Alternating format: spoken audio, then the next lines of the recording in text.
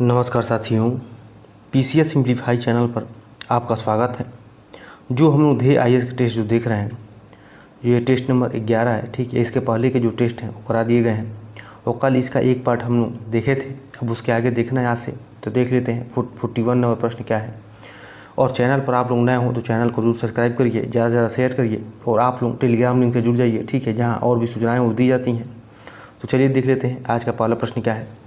तो 41 नंबर प्रश्न है कि निम्न कथनों पर विचार कीजिए।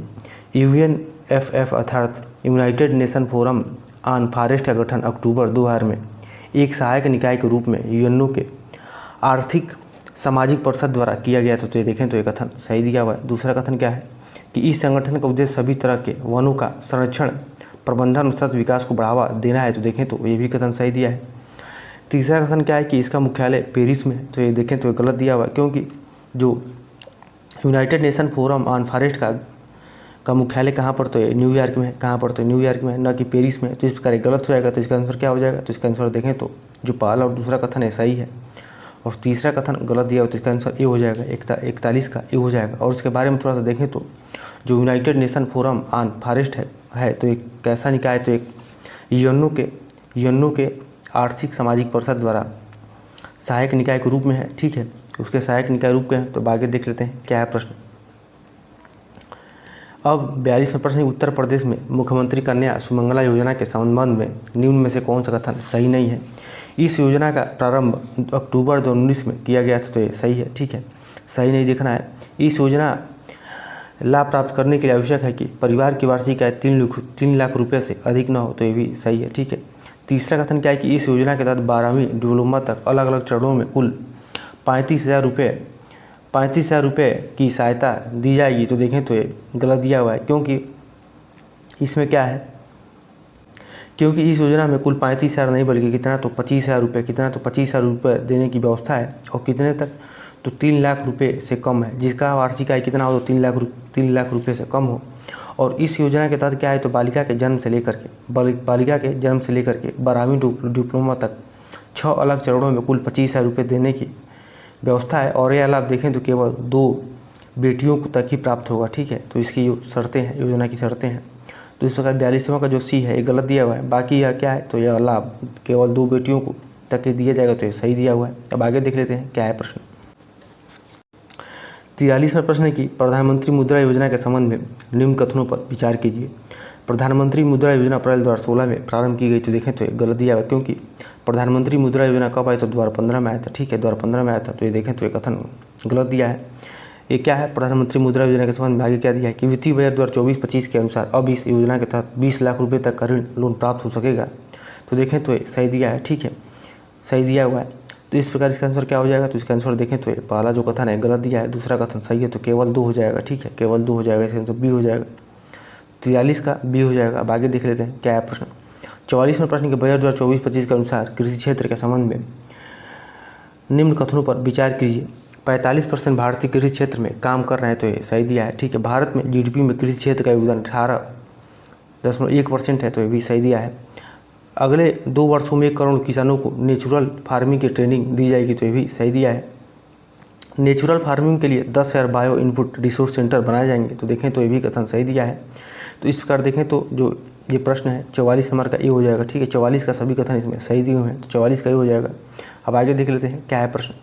45वां प्रश्न है कि बजट 2024-25 के अनुसार सरकार की आय के महत्वपूर्ण स्रोत कौन कौन से सही क्रम में व्यवस्थित कर कूट के माध्यम से सही उत्तर को चुने। तो सबसे पहले देखें तो इसमें सबसे पहले क्या है, कूट के माध्यम से देखना है। सबसे पहले इसमें क्या आ जाएगा, तो सबसे पहले इसमें क्या देखना है कि सरकार की आय के महत्वपूर्ण स्रोत कौन कौन से, सबसे ज़्यादा जो सरकार का महत्वपूर्ण स्रोत है आय का। तो देखें तो सबसे पहले क्या है, आयकर है। आयकर में कितना आता है तो 19%। ठीक है, 19%। उसके बाद से देखें तो उसके बाद से किस में आता है, तो उसके बाद से तो ये जीएसटी तथा अन्य कर से कितना आता है, तो जीएसटी तथा अन्य कर से 18%। ठीक है, 18%। तो 4 उसके बाद से क्या हो जाएगा, 4 के बाद से 1 उसके बाद से किस में आएगा, तो उसके बाद से किस में आता है, तो देखें तो निगम कर में कितना आता है, जीएसटी तथा अन्य कर से। तो जीएसटी तथा अन्य कर से देखें तो ये कितना, तो 18%। अभी हम देख चुके हैं इसको। और निगम कर से कितना आता है, तो निगम कर से आपका 17%। ठीक है, 17%। और आयकर से केंद्रीय उत्पाद शुल्क से, तो केंद्रीय उत्पाद शुल्क से केवल 5%, ठीक है। आयकर से, तो आयकर से भी देखें हमने 19%। और देखें तो सबसे ज़्यादा किससे आता है, तो सबसे ज़्यादा जो है कि उधार एवं अन्य देयताएँ से कितना आता है, तो ये 27% आय का स्रोत होता है उधार एवं अन्य देयताएँ से, ठीक है। तो इस प्रकार इसका आंसर क्या हो जाएगा, तो 45 का सी हो जाएगा, ठीक है। 45 का सी हो जाएगा। एक बार फिर से आप लोगों को रिवाइज करा दें। तो बजट 2024-25 के अनुसार सरकार की आय के महत्वपूर्ण स्रोत में कौन कौन से हैं, तो देखें तो सबसे ज़्यादा स्रोत कहाँ से होता है, तो उधार एवं अन्य देयताएँ से कितना, तो 27%। आयकर से कितना, तो आयकर से 19%। जीएसटी तथा अन्य कर से कितना, तो 18%, ठीक है। निगम कर से कितना आता है, तो निगम कर से 17%। निगम कर से कितना, तो 17%। उसके बाद से देखें तो कर भिन्न प्राप्तियां से कितना, तो 9%। कर और भिन्न प्राप्तियां से 9%। और केंद्रीय उत्पाद शुल्क से कितना, तो 5%, ठीक है, 5%। तो इस प्रकार इसका आंसर क्या हो जाएगा, तो 45वें का सी हो जाएगा। अब आगे देख लेते हैं क्या है प्रश्न। 46वें प्रश्न के बजट 2024-25 के अनुसार विभिन्न क्षेत्रों के लिए आवंटित बजट के संबंध में निम्नलिखित में से कौन सा सही सुमेलित नहीं है। तो एक और क्या दिया, एक और क्षेत्र दिया, एक और आवंटित बजट रुपये करोड़ में दिए हुए हैं। तो देखें तो रक्षा के लिए कितना, तो 4,54,773, ये सही है, ठीक है, हज़ार। ग्रामीण विकास के लिए तो इतना बजट दिया गया है, आवंटन है, ठीक है, आवंटित है। और शिक्षा के लिए कितना, तो ये सही दिया है। स्वास्थ्य के लिए कितना, तो 86,287,00,000 दिया है। तो देखें तो ये कितना है, तो इसमें स्वास्थ्य के लिए कितना है, तो 89,287 दिया है। कितना, तो 89 करोड़ के लगभग दिया गया है, 89,287 के लगभग। तो आप लोग याद रखिएगा 89 के लगभग दिया गया है। तो इसलिए क्या हो जाएगा, गलत दिया हुआ है। तो ये कौन से इसमें सही सुमेलित नहीं, देखें तो इसका 46 का डी हो जाएगा, ठीक है, 46 का डी हो जाएगा। और अच्छा क्षेत्र कितना, तो 4,54,773, आप लोग ऐसे याद रख लेंगे। और ग्रामीण विकास के लिए कितना, तो ग्रामीण विकास के लिए 2,65,808, कितना, 2,65,808, ठीक है। और कृषि और संबंध कार्यकलाप के लिए तो कितना, तो 1,51,851। शिक्षा के लिए कितना, तो शिक्षा के लिए 1,25,638, ठीक है, कितना, तो 1,25,638,000, ठीक है। और स्वास्थ्य के लिए कितना, 89,287। और ऊर्जा के लिए कितना, तो 68,769, ठीक है, ऊर्जा के लिए। तो इस प्रकार आप लोग याद रखिएगा। अब आगे देख लेते हैं क्या है प्रश्न। 47वें प्रश्न की सूची 1 और सूची 2 से सुमिलित करें तथा नीचे दिए कूट की सहायता से सही उत्तर को चुनें, ठीक है, सही उत्तर को चुनें। तो क्या है देख लेते हैं। एक और क्या दिया है, तो एक और कंपनी दी, एक और स्थापना वर्ष दिया है। तो इंडियन टेलीफोन इंडस्ट्रीज की स्थापना कब हुआ, तो 1970 में। तो सही दिया है, ठीक है, सही दिया है। भारत इलेक्ट्रॉनिक्स लिमिटेड तो क्या दिया है, 1964 दिया है, ठीक है। इसमें क्या देखना है एक बार देख लेते हैं। तो सूची 1 को सूची 2 से मिलाना है, तो कूट की सहायता से देखना है, ठीक है। तो इंडियन टेलीफोन इंडस्ट्रीज की स्थापना कब हुआ था, तो इंडियन टेलीफोन इंडस्ट्रीज की स्थापना 1950 में, ठीक है, 1950 में। भारत इलेक्ट्रॉनिक्स लिमिटेड इसकी स्थापना कब हुआ था, तो 1954 में। कब हुआ, तो 1954 में हुआ था भारत इलेक्ट्रॉनिक्स लिमिटेड। और इलेक्ट्रॉनिक कॉरपोरेशन ऑफ इंडिया की स्थापना कब हुआ, तो 1970 में। कब हुआ था, तो 1970 में हुआ था। कब हुआ था, तो ये 1970 में हुआ था, ठीक है। तो इसका सी का 1 हो जाएगा। उसके बाद से भारत हैवी इलेक्ट्रॉनिक्स लिमिटेड की स्थापना कब हुआ था, तो ये भारत हैवी इलेक्ट्रॉनिक्स लिमिटेड का स्थापना कब हुआ, तो भेल का, तो 1964 में, ठीक है। तो डी का क्या हो जाएगा, तो डी का क्या हो जाएगा, तो डी का देखें तो डी का 2 हो जाएगा, डी का 2 हो जाएगा, ठीक है। तो इस प्रकार इसका आंसर क्या हो जाएगा, तो डी का 2 देख लेते हैं किसमें है। तो सबसे पहले क्या हो जाएगा देखें तो इंडियन टेलीफोन इंडस्ट्रीज की स्थापना कब, तो 1950 में। तो ए का 3 हो जाएगा, ए का 3। उसके बाद से भारत इलेक्ट्रॉनिक्स लिमिटेड इसकी स्थापना कब हुआ, तो 1954 में। तो इसका बी का 4 हो जाएगा, ए का 3, बी का 4। और इलेक्ट्रॉनिक्स कॉरपोरेशन ऑफ इंडिया किसका, तो इलेक्ट्रॉनिक्स कॉरपोरेशन ऑफ इंडिया की स्थापना कब होता है, तो इसकी स्थापना 1970 में होता है। तो सी का 1। और डी का क्या हो जाएगा, तो डी का 2 हो जाएगा। इस प्रकार इसका आंसर देखें तो क्या हो जाएगा, तो 47 का बी हो जाएगा, ठीक है, 47 का आंसर बी हो जाएगा। अब आगे देख लेते हैं क्या है प्रश्न। 48वां प्रश्न है कि G7 के संबंध में निम्न कथनों पर विचार कीजिए। औद्योगिक दृष्टि से विकसित देशों के समूह G7 की स्थापना 1975 ईस्वी में की गई, ठीक है। आगे क्या दिया है देख लेते हैं। तो ये देखें तो ये सही दिया है कि औद्योगिक दृष्टि से विकसित देशों के समूह G7 की स्थापना कब होते हैं, तो 1975 ईस्वी में की गई। दूसरा कथन क्या है कि विश्व के 6 प्रमुख औद्योगिक राष्ट्र America, Canada, Britain, France, Italy तथा जर्मनी इसके संस्थापक सदस्य हैं। तो देखें तो गलत दिया हुआ है, क्योंकि इसके 6 प्रमुख औद्योगिक राष्ट्र कौन कौन से, तो अमेरिका है, ठीक है, अमेरिका है, ब्रिटेन है, फ्रांस है, उसके बाद से देखें तो उसके बाद इटली है, जर्मनी है, जापान है, कनाडा इसमें नहीं है, ठीक है, कनाडा इसमें नहीं है। और इसमें कनाडा को जो है कनाडा में, ठीक है, कनाडा को कब शामिल किया, तो 1976 में शामिल किया जाता है। इसके बाद G7 के रूप में जाने जाने लगता है, ठीक है। तो इस प्रकार इसमें देखें तो इसका आंसर क्या हो जाएगा, तो इसका आंसर जो है 48 का दूसरा जो है कि 48 का दूसरा कथन गलत दिया हुआ है, बाकी सब इसमें क्या है तो बाकी सही है। तो 48 क्या हो जाएगा तो 48 का ए हो जाएगा आंसर इसका, 48 का ए हो जाएगा। ठीक है, अब आगे देख लेते हैं। इसमें देखें तो इसमें और देखें तो 1997 में कब, तो 1997 में रूस को इसमें शामिल कर दिया गया था। ठीक है, तो ये G8 बन गया था। और लेकिन मार्च 2024 में कब, तो मार्च 2024 में यूक्रेन विवाद के कारण अब क्या हो गया, तो ये मूल जो है कि ये G7 देशों में 7 देशों द्वारा रूस को इस संगठन से अनिश्चितकाल के लिए निलंबित कर दिया गया है। तो इस प्रकार क्या हो जाएगा, तो ये हट गया है। तो इसलिए मूल जो था G7 उसी अवस्था में आ गया है। ठीक है, तो G7 इसमें। अब आगे देख लेते हैं क्या है प्रश्न। 49वां प्रश्न के भुगतान संतुलन में निम्न में से क्या क्या सम्मिलित होते हैं। तो पहला दिया दृश्य व्यापार, दूसरा दिया अदृश्य व्यापार, तीसरा दिया है ऋण। तो देखें तो भुगतान संतुलन में तीनों चीज़ें शामिल होती हैं, दृश्य व्यापार, अदृश्य व्यापार और ऋण। तो 49 से क्या हो जाएगा, 49 का आंसर डी हो जाएगा। अब आगे देख लेते हैं क्या है प्रश्न। 50वां प्रश्न की भारतीय प्रतिभूति एवं विनिमय बोर्ड सेबी के संबंध में कौन से कथन सही है, कूट के माध्यम से सही उत्तर को चुने। ठीक है, क्या यह एक गैर संवैधानिक संस्था थी जिसकी स्थापना संसद में एक कानून पास करके अप्रैल 1988 को की गई थी। ठीक है, तो देखें तो ये सही है। ठीक है, सही दिया है। आगे क्या है देख लेते हैं। 30 जनवरी 1992 को एक अध्यादेश द्वारा इस संस्था को वैधानिक दर्जा भी प्रदान किया गया। इसका मुख्यालय मुंबई में, तो देखें तो ये भी सही दिया है। इसका क्षेत्रीय कार्यालय कोलकाता, दिल्ली तथा चेन्नई में स्थापित किए गए, तो ये भी सही दिया। इस पर देखें तो ये चारों कथन सही है। तो 50 क्या हो जाएगा, 50 का ये हो जाएगा। अब आगे देख लेते हैं क्या प्रश्न। 51वां प्रश्न 1855 के संथाल हुल के संदर्भ में निम्नलिखित में से कौन सा कथन असत्य है। तो मेजर बारो के नेतृत्व में भेजी गई सैनिक टुकड़ी संथालों से संघर्ष में पराजित हुए। तो ये सही दिया है। गोको गोड्डा नामक स्थान का एक महत्वपूर्ण नेता था। तो देखें तो ये भी सही दिया है।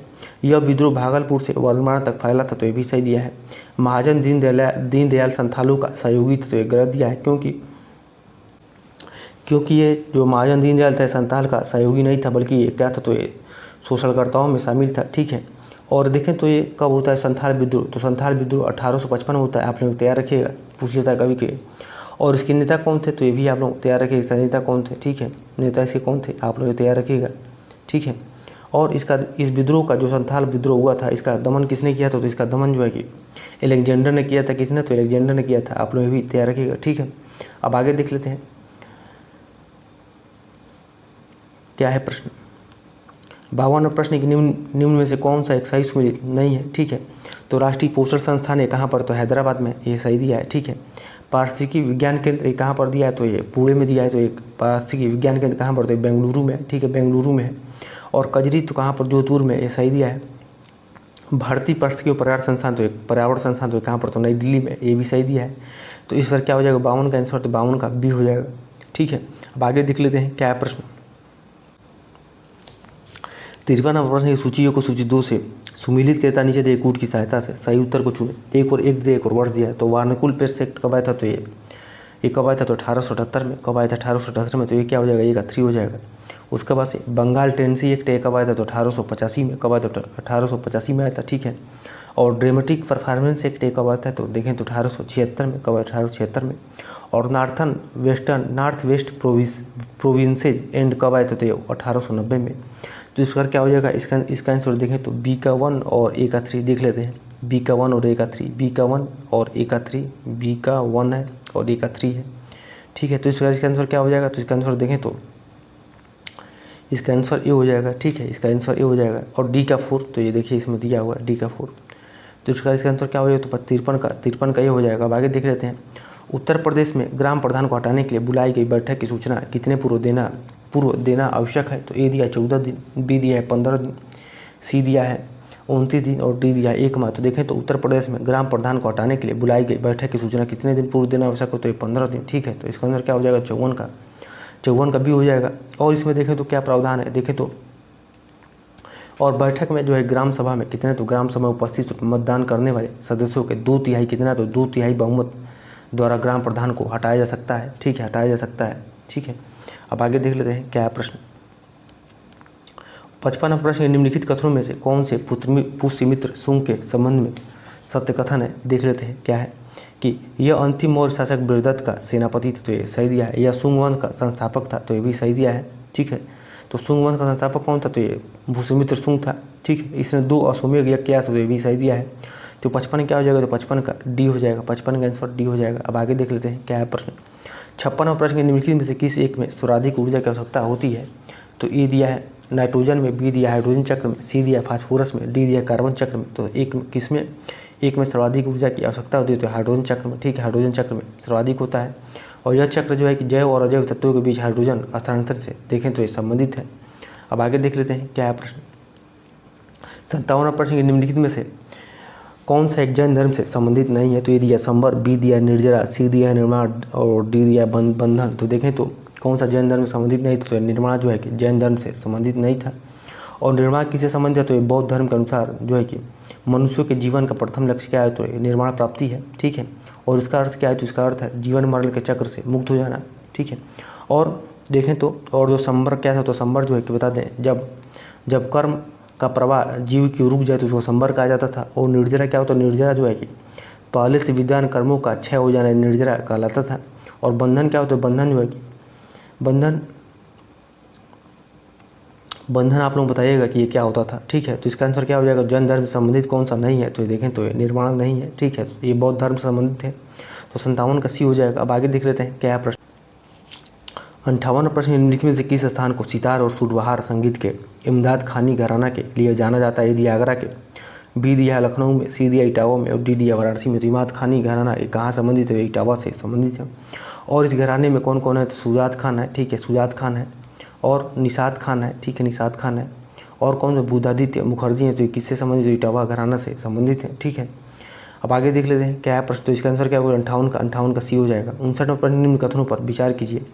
18वीं लोकसभा चुनाव के साथ ही आंध्र प्रदेश, उड़ीसा, मिजोरम, अरुणाचल प्रदेश की विधानसभाओं में चुनाव कराए गए। तो देखें तो पहला ही कथन गलत दिया हुआ है, क्योंकि 18वीं लोकसभा में कितने तो चुनाव के साथ ही 4 राज्यों में कहाँ तो आंध्र प्रदेश, कहाँ तो आंध्र प्रदेश। ठीक है, उड़ीसा में, उसके बाद अरुणाचल प्रदेश में और सिक्किम में की विधानसभाओं के चुनाव कराए गए थे। ठीक है, तो इसका पहला जो कथन है गलत दिया हुआ है। दूसरा कथन क्या है कि चंद्रबाबू नायडू ने चौथी बार आंध्र प्रदेश के मुख्यमंत्री की शपथ 12 जून को ली। तो ये सही दिया है। उड़ीसा में बीजू जनता दल का 24 वर्षीय शासन समाप्त कर भाजपा ने वहाँ स्पष्ट बहुमत प्राप्त किया। तो देखें तो ये भी सही दिया है। ठीक है, तो इस प्रकार क्या हो जाएगा, इसका आंसर देखें तो इस पहला जो कथन है गलत दिया है, दूसरा और तीसरा कथन सही। तो इसका आंसर क्या होगा, बी हो जाएगा। ठीक है, 59 का बी हो जाएगा। अब आगे देख लेते हैं क्या है प्रश्न। 60वां प्रश्न निम्न कथनों पर विचार कीजिए। भारत में संघात्मक शासन व्यवस्था अपनाने के पीछे इसकी बहुआयामी विविधताओं में से एक राष्ट्र का निर्माण करना और राष्ट्रीय एकता को संरक्षित करना था। ठीक है, तो ये सही दिया है। ठीक है, सही दिया है। दूसरा कथन क्या है कि संघात्मक संरचना से विविधताओं के मध्य सामंजस्य से एक सशक्त भारतीय राष्ट्रीयता का निर्माण होता है। तो देखें तो ये भी सही दिया है कथन। तो इसका आंसर क्या हो जाएगा, तो इसका आंसर दोनों कथन इसमें सही दिए हैं। तो 60 का क्या हो जाएगा, तो 60 का सी हो जाएगा। ठीक है, 60 का सी हो जाएगा। अब आगे देख लेते हैं क्या है। 61वां प्रश्न की राज्य पुनर्गठन आयोग फजल अली ने किसी राज्य पुनर्गठन योजना के लिए 4 बड़े कारकों की पहचान की है। निम्न में से कौन सा उन कारकों में शामिल नहीं था। ठीक है, तो दिया है देश की एकता और सुरक्षा का अनुरक्षण और संरक्षण। तो देखें तो ये शामिल था। ठीक है, एक राज्य एक भाषा के सिद्धांत को अपना, तो ये गलत दिया है। भाषाई और सांस्कृतिक एकरूपता, तो ये सही है। ठीक है, वित्तीय, आर्थिक और प्रशासनिक तरह, तो ये सही दिया है। तो इसका आंसर क्या होगा, तो 61वें का बी हो जाएगा। ये इसमें शामिल नहीं था। ठीक है, और देखें तो कब ये बनता है, भाषाई आधार पर। देखें तो 1953 में राज्य पुनर्गठन आयोग का स्थापना होता है। ठीक हो, गठन होता है, और जिसके अध्यक्ष कौन थे, फजल अली थे। और जबकि इसके अन्य सदस्य कौन कौन थे, तो के.एम. पडिक्कर थे और एच.एन. कुजरू थे। और आयोग ने किसी राज्य पुनर्गठन योजना के लिए 4 बड़े कारकों की पहचान की। तो क्या क्या, तो देश की पहला क्या, तो देश की एकता और सुरक्षा का अनुरक्षण और संरक्षण करना। दूसरा क्या, तो भाषाएं और सांस्कृतिक एकरूपता। तीसरा क्या, तो वित्तीय, आर्थिक और प्रशासनिक तर्क। चौथा क्या, तो प्रत्येक राज्य और पूरे देश में लोगों के कल्याण की योजना और उसका संवर्धन करना। ठीक है, तो 61 क्या हो जाएगा, 61 का इस प्रकार बी हो जाएगा आंसर इसका। अब आगे देख लेते हैं क्या है प्रश्न। 62वां प्रश्न निम्न में से किन्हें सर्वोच्च न्यायालय के निर्णय के अनुसार मौलिक अधिकार के रूप में मान्यता दी गई। तो कूट के माध्यम से सही उत्तर चुने। तो देखें तो सर्वोच्च न्यायालय के निर्णय के अनुसार मौलिक अधिकार के रूप में मान्यता दी गई किसमें, तो अच्छे पर्यावरण का अधिकार, तो सही दिया है। एकांत कारावास के विरुद्ध अधिकार, तो ये भी सही दिया है। अभिरक्षा में हिंसा के विरुद्ध अधिकार, तो ये भी सही दिया है। पीने योग्य शुद्ध जल का अधिकार, तो ये भी सही दिया है। तो इसका आंसर क्या हो जाएगा, इस प्रकार देंगे तो इसका आंसर 62 का ए हो जाएगा। ठीक है, 62 का ए हो जाएगा।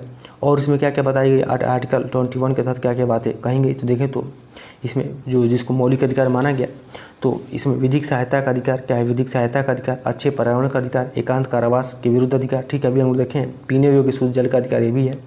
प्रतिष्ठा का अधिकार, ठीक है, अभिरक्षा में हिंसा के विरुद्ध अधिकार, अच्छी सड़कों का अधिकार, ये सब क्या है तो मौलिक अधिकार में शामिल है, ठीक है, अनुच्छेद 21 के तहत। अब आगे देख लेते हैं क्या है प्रश्न। 63 नंबर प्रश्न के निम्न में से कौन सा कथन सही नहीं है। क्या दिया है कि 1969 में ईस्वी में मद्रास का नाम बदलकर तमिलनाडु रखा गया, तो ये सही दिया है, ठीक है, सही है, ये सही है। 1992 ईस्वी में संघ शासित प्रदेश दिल्ली का नाम बदलकर राष्ट्रीय राजधानी क्षेत्र दिल्ली रखा गया, तो ये सही दिया है। 1973 में ईस्वी में मैसूर राज्य का नाम बदलकर कर्नाटक रखा गया, तो ये सही दिया है। 1974 ईस्वी में मिनिकॉय और अमिनदीवी द्वीप समूह का नाम बदलकर लक्षद्वीप रखा गया, तो ये देखेंगे तो ये गलत दिया है, क्योंकि ये 1974 में नहीं बल्कि कब तो क्योंकि 1974 नहीं बल्कि 1973 ईस्वी में, कब तो 1973 ईस्वी में मिनिकॉय और अमिनदीवी द्वीप समूह का नाम बदल करके क्या रखा गया तो लक्षद्वीप रखा गया, ठीक है, तो इस प्रकार गलत दिया था, ठीक है। अब आगे देख लेते हैं क्या है प्रश्न। 64 प्रश्न निम्न में से कौन सा नीति निषेध तत्व की विशेषता नहीं है। कौन सा इसमें नीति निषेध तत्व की विशेषता नहीं है। क्या है तो नीति निषेध तत्व की प्रकृति क्या है तो गैर न्यायोचित है, तो ये देखें तो सही दिया है। इनकी प्रकृति गैर न्यायोचित होने के कारण कानून क्या है, कानून की संवैधानिक मान्यता के विवरण में न्यायालय में इन्हें नहीं देखता है, तो ये देखें तो गलत दिया हुआ है, ठीक है, गलत दिया हुआ है। तीसरा क्या दिया, ऐसी इनका उद्देश्य न्याय में उच्च आदर्श स्वतंत्रता समानता बनाए रखना है, तो ये सही दिया है। नीति निषेध तो भारत शासन अधिनियम 1935 में लिखित अनुदेशों के समान है, तो देखें तो ये सही दिया है। तो इसका आंसर क्या हो जाएगा, तो इसका आंसर देखें तो 64 का बी हो जाएगा, ठीक है। अब आगे देख लेते हैं क्या है प्रश्न। 65 नंबर प्रश्न के निम्न कथनों पर विचार कीजिए। भारत में उपराष्ट्रपति की क्षमता के अनुरूप उसे कोई विशेष कार्य नहीं सौंपे गए हैं, तो देखें तो ये सही दिया है। यह पद भारत में राजनीतिक निरंतरता को बनाए रखने के लिए सृजित किया गया, तो ये भी सही दिया है। तो इसका क्या हो जाएगा 65 का आंसर सी हो जाएगा, ठीक है। अब आगे देख लेते हैं क्या है प्रश्न। 66 अपनी सूची को सूची 2 से सुमिलित करें तथा नीचे दिए कोड की सहायता से सही उत्तर को चुनें। एक और संविधान के भाग दिए प्रावधान दिए हैं, तो भाग 13 में क्या है, तो भाग 13 में भारत के राज्य क्षेत्र के भीतर व्यापार वाणिज्य जो समागम है, तो ये क्या हो जाएगा, ये कफूर हो जाएगा, ठीक है। भाग 14 में क्या है, तो भाग 14 में देखें तो संघ और राज्यों के अधीन सेवाएं हैं, ठीक है, संघ और राज्यों के अधीन सेवाएं, तो बी का 1 हो जाएगा। भाग 18 में क्या है, तो आपात उपबंध है। भाग 16 में क्या है, तो उच्च वर्गों के संबंध में विशेष उपबंध है, तो क्या हो जाएगा देख लेते हैं। बी का 1, सी का 2 और डी का 3 देख लेते हैं। बी का 1 और सी का 2 डी का 3 किसमें दिया है, तो ये 66 का ये हो जाएगा, ठीक है, 66 का आंसर ये हो जाएगा। अब आगे देख लेते हैं क्या है प्रश्न। 67 नंबर भारतीय संविधान के किस अनुच्छेद में इस बात का वर्णन है कि कोई मंत्री जो निरंतर 6 मास की किसी अवधि तक संसद के किसी सदन का सदस्य नहीं है, उस अवधि की समाप्ति पर मंत्री नहीं रहेगा, तो ये किसमें है, तो अनुच्छेद 75(5) में। किसमें, तो अनुच्छेद 75(5) में। तो इसका आंसर क्या हो जाएगा, तो इसका आंसर देखें तो 67 का डी हो जाएगा, ठीक है, 67 का डी हो जाएगा। और वही अनुच्छेद 74 में क्या है, 74 में क्या है, तो देख लें हम लोग अनुच्छेद 74 में 1 में क्या है, तो इस बात का वर्णन है कि राष्ट्रपति को सहायता और सलाह देने के लिए क्या होगा, तो एक मंत्रिपरिषद होगा जिसका प्रधान क्या होगा, तो प्रधानमंत्री होगा, ठीक है। और वही 74(2) में क्या है, तो आप लोग जरूर कमेंट करिएगा कि 74(2) में क्या है। 75(2) में क्या है, तो 75(2) में कहा गया कि मंत्री राष्ट्रपति के प्रसाद तुरंत अपना पद धारण करेंगे, ठीक है। 75(5) हम लोग को मालूम हो गया। और जो आर्टिकल है आप लोग इसमें कमेंट करिएगा, ठीक है, किससे क्या संबंधित है। अब आगे देख लेते हैं 68 नंबर प्रश्न क्या है। नीचे 2 कथन दिए गए जिनमें से एक को अभिकथन ए और दूसरे को कारण आर कहा गया है, ठीक है, देख लेते हैं। भारतीय संविधान में क्या है, भारतीय संविधान में अल्पसंख्यक शब्द को विविधता परिभाषित किया गया, तो गलत दिया है, ठीक है। अल्पसंख्यक आयोग एक सांविधिक निकाय है, तो ये सही दिया है, ठीक है, सही दिया है। तो इसका आंसर क्या हो जाएगा, तो ये गलत है, आर सही है, तो इसका आंसर डी हो जाएगा, ठीक है। तो 68 क्या हो जाएगा, तो 68 का डी हो जाएगा। और देखें तो भारतीय संविधान में अल्पसंख्यक शब्द को परिभाषित नहीं किया गया, ठीक है। अल्पसंख्यक आयोग का गठन संसद द्वारा किसमें, तो अल्पसंख्यक आयोग अधिनियम किसके द्वारा, तो 1992 के द्वारा किया गया है। और इस प्रकार अल्पसंख्यक आयोग क्या है, तो संवैधानिक नहीं है बल्कि इसके साथ निकाय है, तो सामुदायिक निकाय है, ठीक है, सामुदायिक निकाय है, ठीक है, सामुदायिक निकाय है। अब आगे देख लेते हैं क्या है प्रश्न।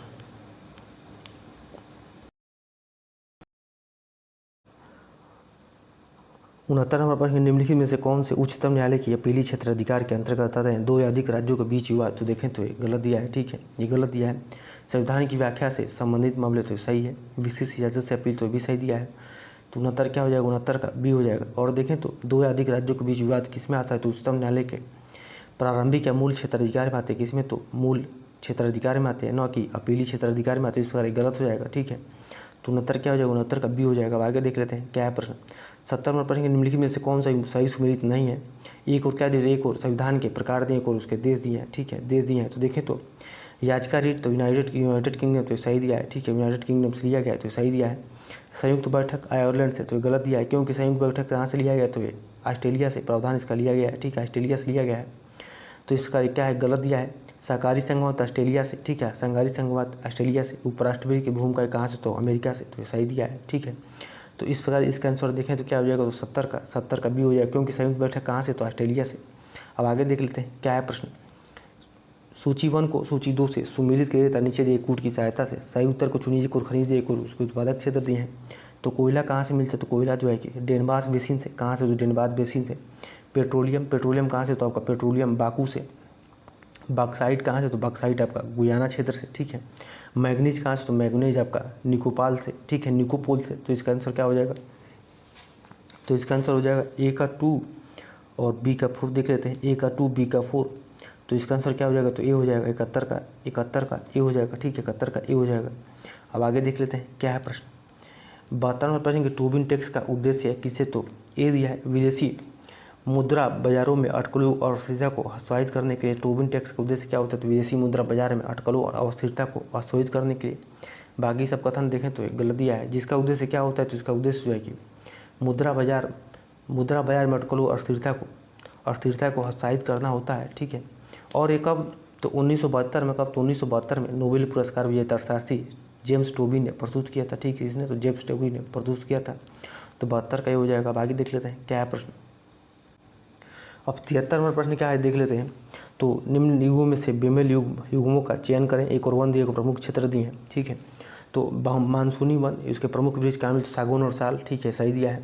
भूमध्य सागरी वन, ओक और जैतून, तो ये भी सही दिया है। सदाबहार वर्षा वन तो देखें तो ये गलत दिया है, क्योंकि हेमलाक और स्प्रूस जो है कि ये कहाँ पर मिलते हैं, तो ये कोरधारी वन होते हैं, ठीक है, वन के प्रमुख वृक्ष होते हैं। और ये कहाँ पर मिलते हैं, तो देखें तो ये 50 से 60 उत्तरी अक्षांशों में, उत्तर में टुंडा एवं दक्षिण वनों के मध्य पाए जाते हैं, ठीक है। कहाँ पर, तो उत्तर में टुंडा और दक्षिण वनों के मध्य पाए जाते हैं। और इन वनों का विस्तार कहाँ पर होता है, तो कनाडा, यूरोप, एशिया और संयुक्त राज्य अमेरिका में मिलता है। इस प्रकार क्या हो जाएगा, देखें तो ये तीसरा जो है कथन गलत दिया हुआ है। बाकी क्या है, शीतोष्ण कोरधारी वन, तो ये देखें तो देवदार और चिड़िया सही दिया है। तो इसमें क्या हो जाएगा, इसका आंसर देखें तो 73 का तीसरा, तो इसका मतलब केवल तीसरा जो है कि बेमेल है, तो इसका बी हो जाएगा। अब आगे देख लेते हैं क्या है प्रश्न। 74 नंबर प्रश्न के निम्नलिखित में से कौन सा एक आनुवंशिक रोग नहीं है। ए दिया है एल्केप्टोनूरिया, बी दिया है फेनिलकीटोनूरिया, सी दिया है हेमोफीलिया और डी दिया है रिकेट्स। तो देखें तो कौन सा आनुवंशिक रोग नहीं है, तो रिकेट्स जो है कि आनुवंशिक रोग नहीं है। और आनुवंशिक रोग क्या होता है थोड़ा सा जाने हम लोग। तो जो रोग व्यक्तियों को अपने माता पिता के जन्म से मिलता है उसे आनुवंशिक रोग कहते हैं। कौन कौन से रोग इसमें है, तो एल्केप्टोनूरिया है, फेनिलकीटोनूरिया है और हेमोफीलिया आनुवंशिक रोग है, ठीक है।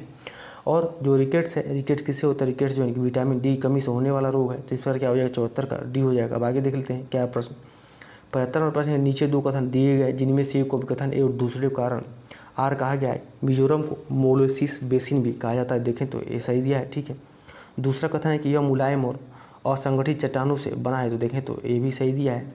तो इसका आंसर क्या हो जाएगा, देखें तो दोनों कथन से और कारण दोनों से हैं, तो इसका क्या हो जाएगा, तो 75 का ये हो जाएगा। अब आगे देख लेते हैं क्या है प्रश्न।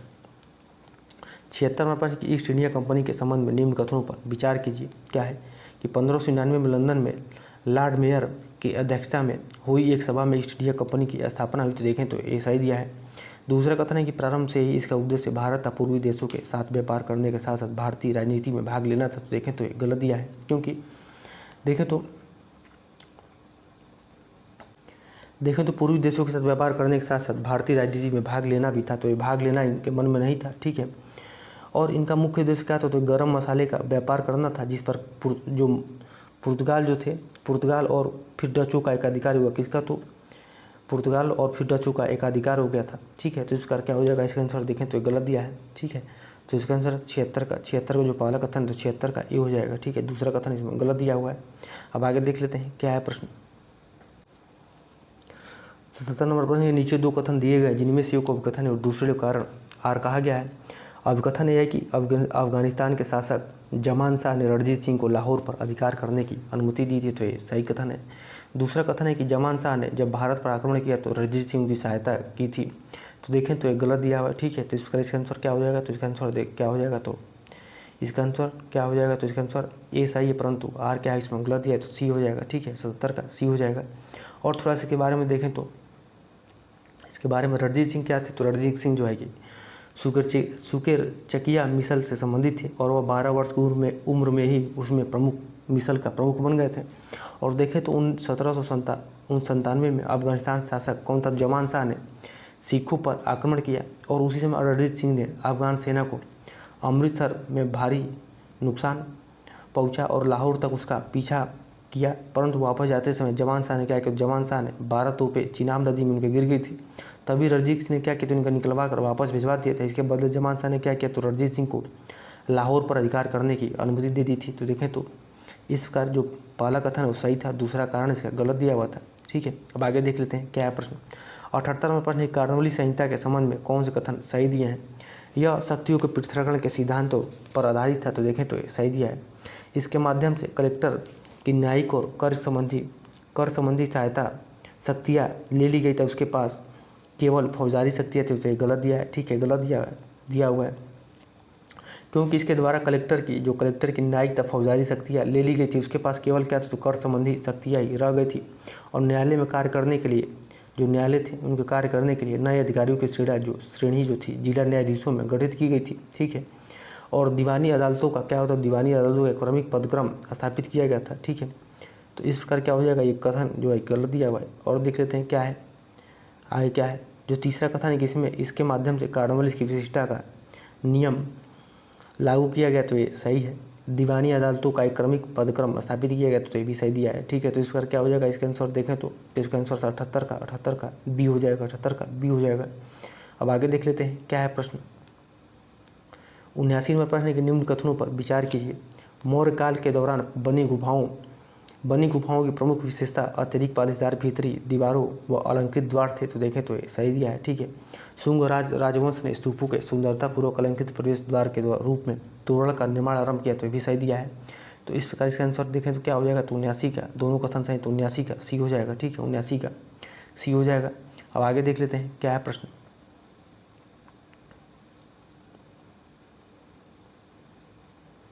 80वां प्रश्न के नीचे दो कथन दिए गए हैं, जिनमें से एक को अभिकथन ए और दूसरे को कारण आर कहा गया है, क्या है। तो इंग्लैंड को संसद की 1720 ईस्वी में एक कानून बनाकर इंग्लैंड में भारतीय रेशमी व सूती कपड़ा पहनने वाले पर जुर्माना लगाने का निर्णय लिया गया। तो ये सही दिया है। इंग्लैंड में भारतीय कपड़ों तथा वस्तुओं की मांग बढ़ने के कारण बड़े पैमानों पर सोना चांदी भारत आ रहा था। तो ये भी सही दिया है। ठीक है, तो इस प्रकार देखें तो दोनों कथन इसमें सही दिए और कारण भी उसका सही है।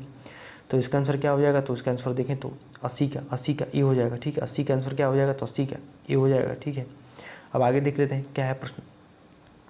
81वां प्रश्न कि लाला लाजपत राय के संबंध में निम्न में से कौन सा कथन सही दिया है। ठीक है, तो यह स्वामी दयानंद के प्रभाव से आर्य समाजी बन गए। तो ये सही दिया है।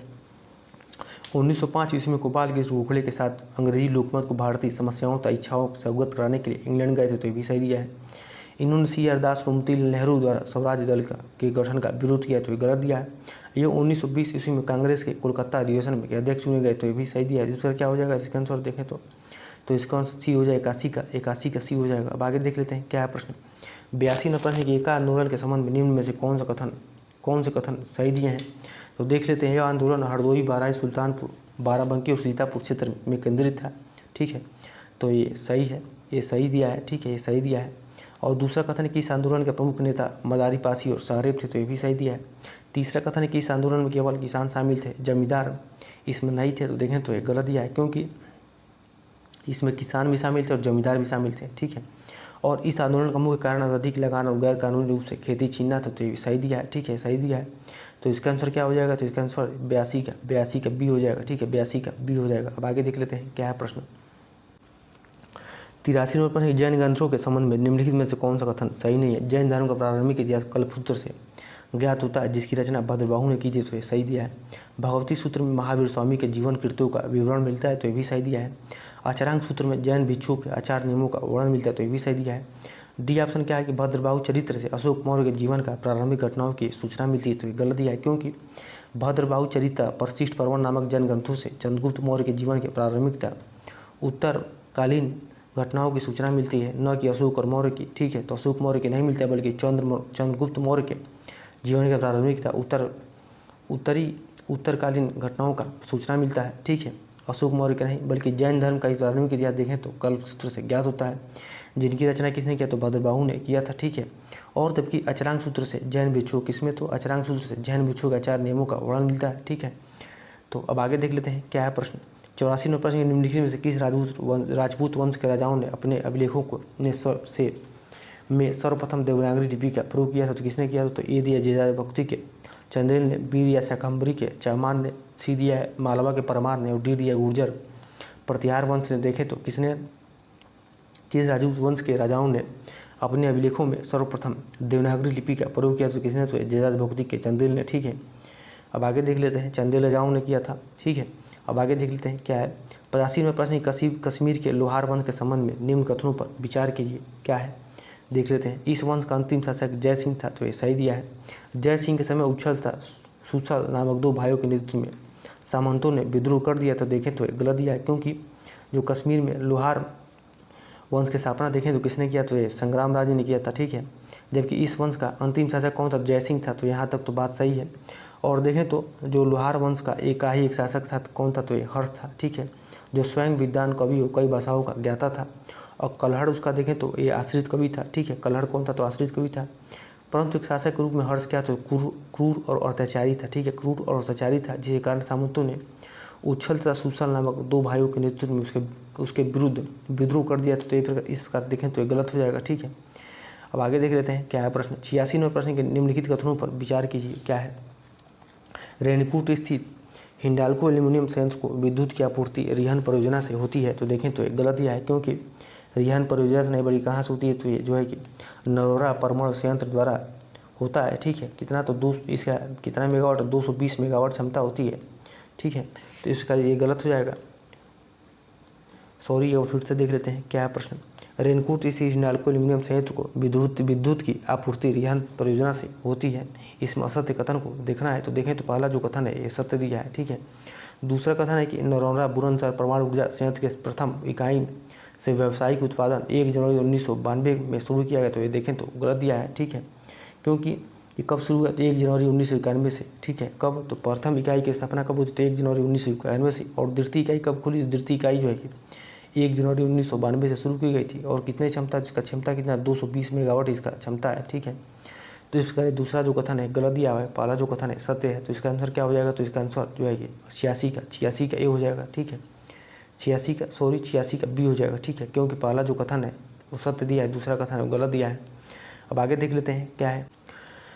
87 नंबर पर सिंगापुर द्वीप और मलय प्रायद्वीप को अलग करती है, तो ए दिया मलक्का जल संधि, बी दिया है जोहर जल संधि, सी दिया है सुंडा जल संधि और डी दिया है बाली जल संधि। तो सिंगापुर द्वीप और मलय प्रायद्वीप को कौन अलग करते हैं, जोहर जल संधि अलग करती है, तो 87 का बी हो जाएगा। अब आगे देख लेते हैं क्या है प्रश्न।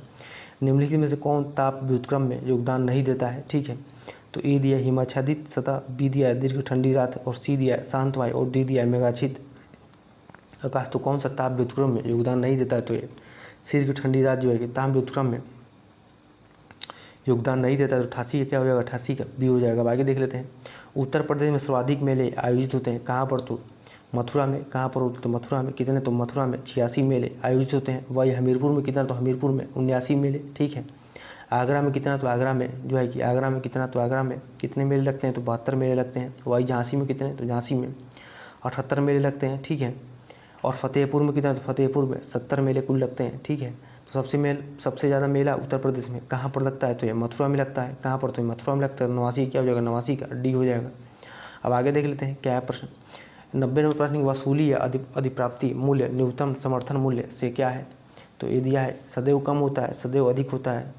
सी दिया है सदैव बराबर होता है, बराबर उससे अधिक हो सकता है किंतु कम नहीं। देखें तो ये सही दिया है, ठीक है। तो क्या होता है, तो वसूली या अधिप्राप्ति मूल्य न्यूनतम समर्थन मूल्य से बराबर है उससे अधिक हो सकता है किंतु कम नहीं। तो ये देखें तो एक कथन सही हो जाएगा, ठीक है। 90 का डी हो जाएगा। अब आगे देख लेते हैं क्या है प्रश्न। 91 नंबर प्रश्न है कि निम्नलिखित युगों में से कौन सा एक सही सुमेलित नहीं है, तो एक और जिला दिया है, एक और उसके उत्पाद दिए हैं, ठीक है। तो ललितपुर से क्या है, तो ललितपुर से जली सिल्क और साड़ी है, तो ये सही दिया है। अयोध्या में क्या है, तो अयोध्या में गुड़ है। हाथरस में क्या दिया, तो हाथरस में हथकरघा दिया है, तो गलत दिया है, क्योंकि हाथरस में क्या है, तो हिंग है, ठीक है। एक जनपद एक उत्पाद योजना के तहत हमीरपुर में क्या है, तो जूते हैं, तो ये सही है, ठीक है। तो इसका आंसर क्या हो जाएगा 91 का सी हो जाएगा, ठीक है 91 का सी हो जाएगा। अब आगे देख लेते हैं क्या है प्रश्न। M1 में निम्न में से किसे सम्मिलित नहीं किया जाता है, M1 में किसे सम्मिलित नहीं किया जाता है, ठीक है। तो ए दिया जनता के पास करेंसी, बी दिया बैंकों के पास मांग जमा राशियाँ, सी दिया रिजर्व बैंक के साथ पास अन्य जमा राशियाँ, और डी दिया चलन में करेंसी। तो देखें तो जो M1 में किसे सम्मिलित नहीं किया तो चलन में करेंसी को सम्मिलित नहीं किया, तो 92 क्या हो जाएगा, तो 92 का डी हो जाएगा। और देखें तो तरलता के आधार पर मुद्रा स्टॉक की 4 माप होती है, कौन कौन, तो M1 है, ठीक है, M2 है और M3 है और M4 है, ठीक है। M1 क्या होता है, तो M1 बता दें, तो M1 जो है कि जनता के पास जो मुद्रा होती है, करेंसी नोट और सिक्के वो होती हैं, प्लस बैंकों के पास जमा राशियाँ हैं, प्लस रिजर्व बैंक के पास जो है कि जो अन्य जमा राशियाँ वो होती हैं, ठीक है। तो अब आगे देख लेते हैं क्या है प्रश्न। 93 प्रश्न, उत्तर प्रदेश में बेला सागर नामक कृत्रिम झील अवस्थित है, ए दिया उन्नाव में, बी दिया रामपुर में, सी दिया महोबा में, डी दिया अलीगढ़ में। तो उत्तर प्रदेश में बेला सागर नामक कृत्रिम झील कहाँ पर अवस्थित है, ये महोबा में, कहाँ पर, तो महोबा में, ठीक है। अब आगे देख लेते हैं, और इसका निर्माण किसने कराया, तो इसका निर्माण जो है कि चंदेल वंशी शासक ने करवाया था, ठीक है। और यह सरोवर में देखें तो 9 झील की लंबाई चौड़ाई में स्थित है, ठीक है। कितना, तो 9 मील की, कितना, तो 9 मील की इसकी लंबाई चौड़ाई इसमें स्थित है। अब आगे देख लेते हैं क्या है प्रश्न। 94 नंबर प्रश्न की चिकित्सा की निम्नलिखित पद्धतियों पर विचार कीजिए, ठीक है। तो क्या दिया है देख लेते हैं। उपयुक्त चिकित्सा पद्धतियों में से किन्हें भारत की चिकित्सा पद्धति में शामिल किया गया, तो ये दिया आयुर्वेद है, दूसरा योग दिया है, तीसरा होम्योपैथी दिया है, चौथा प्राकृतिक चिकित्सा नेचुरोपैथी दिया है। तो देखें तो ये चारों चीज़ें इसमें पद्धतियों में शामिल हैं, ठीक है। तो क्या हो जाएगा इसका आंसर देखें तो 94 का डी हो जाएगा, ठीक है, 94 का डी हो जाएगा। और देखें तो भारतीय चिकित्सा में 6 पद्धतियों को शामिल किया है, कौन कौन, तो आयुर्वेद है, ठीक है, योग है, यूनानी है, सिद्ध है, ठीक है, सिद्ध है, प्राकृतिक चिकित्सा है, नेचुरोपैथी जिसको बोलते हैं, और क्या है, होम्योपैथी है, ठीक है। तो 6 इसमें शामिल है, जिसको आयुषी बोला जाता है, ठीक है, आयुषी बोला जाता है। अब आगे देख लेते हैं क्या है प्रश्न। 95वें प्रश्न की धोबिया राग नृत्य के संबंध में कौन सा इसमें असत्य कथन है, तो यह बुंदेलखंड क्षेत्र का प्रसिद्ध नृत्य है। तो देखें तो गलत दिया है, क्योंकि ये कहाँ पर, तो ये धोबिया राग नृत्य पूर्वी उत्तर प्रदेश का नृत्य है, यह केवल पुरुष नर्तकों द्वारा, किसके द्वारा, तो ये केवल पुरुष नर्तकों द्वारा किया, तो सही है। यह जन्म विवाह दशहरा आदि अवसरों पर किया जाता है, तो ये भी सही दिया है। यह पूर्वी उत्तर प्रदेश क्षेत्र में प्रचलित होते, सही दिया है। तो इसका आंसर क्या होगा, 95 का ये हो जाएगा। अब आगे देख लेते हैं क्या है प्रश्न। 96 नंबर प्रश्न है, नीचे 2 कथन दिए गए जिनमें से एक को अभिकथन ए और दूसरे को कारण आर कहा गया है, देख लेते हैं क्या है। विजयनगर साम्राज्य में हाथियों का आयात श्रीलंका और बेगू से किया जाता था, तो देखें तो ये सही दिया है, ठीक है, सही है। आगे क्या कि भारत में उच्च कोटि के हाथी नहीं मिलते थे, तो ये गलत दिया है, क्योंकि भारत में उच्च कोटि के हाथी मिलते थे, ठीक है। तो इस प्रकार क्या हो जाएगा, तो ये गलत दिया है। तो इसका आंसर क्या हो जाएगा, तो देखें तो इसका आंसर क्या हो जाएगा, तो इसका आंसर 96 का सी हो जाएगा, ठीक है, 96 का सी हो जाएगा।